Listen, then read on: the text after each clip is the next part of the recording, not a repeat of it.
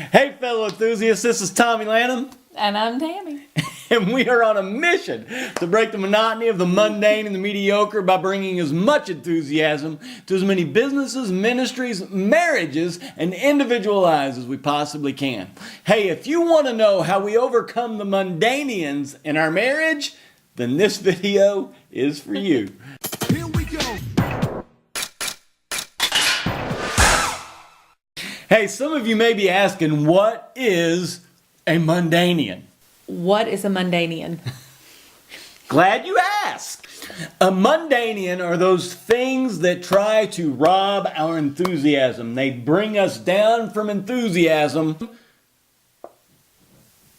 to the gutter.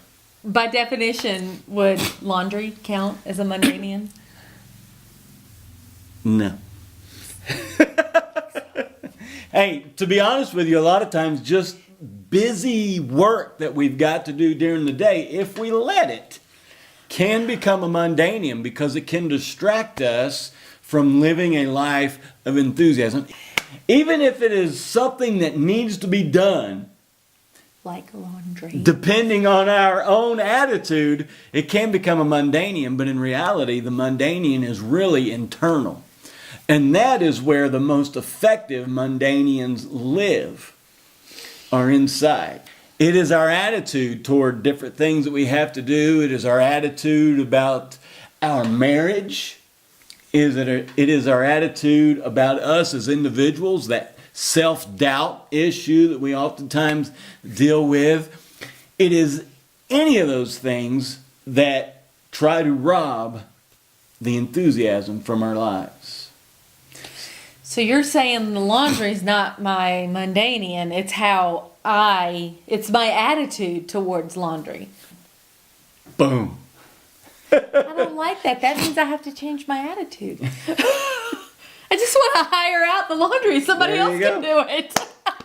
Mundanians can be anything that rob that enthusiasm from us. Listen, it can even be our kids if we let it.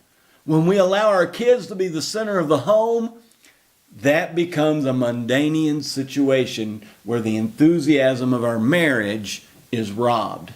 It brings us down to this level of being mundane. And once you get to that level, it only continues to go further and further down. And in that situation, nobody wins. When the kids are the center of the home, the kids lose, the parents lose, the home environment loses. There's nobody that wins in that situation. Right. Now listen, it could be the kids, it could be your job, it could be a hobby. Listen, it could be the church. If you're spending all your time with a church or doing ministry and you're not focusing on your marriage and your relationship with your spouse, then the church and the ministry becomes a mundanian. Listen, not because the church is bad, not because the church is wrong, but it's because our attitude toward ministry is wrong. We feel like the more we do, the more spiritual we are. And we attach this nobleness to it that, I'm serving the Lord. She should understand that or he should understand that. Listen, the marriage institution, the bond between husband and wife, long outdates the church.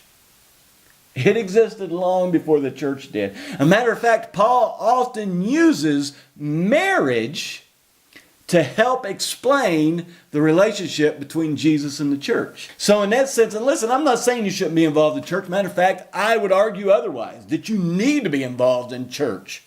But you do not need to be so involved with your church that it robs the enthusiasm of your marriage. And so you've got to weigh that out as to how that works out and how that happens. But marriage is priority one. Your relationship with God and then your relationship with your spouse is priority one. God did not create us to be human doings. He created us to be human beings.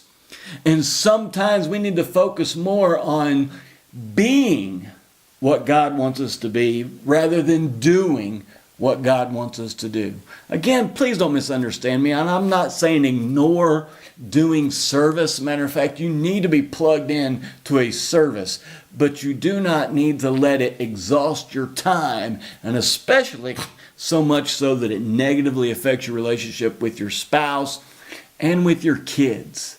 Listen, if I lead 1,000 people to Jesus and my kids decide to leave the faith because I neglected them as they grew up, then I have failed, not only as a dad, but as a Christian. Okay? My wife and my kids are my first priority. And then it extends from there into the church and what I do in and through the church. But we can allow the church to become a mundanian if we're not careful.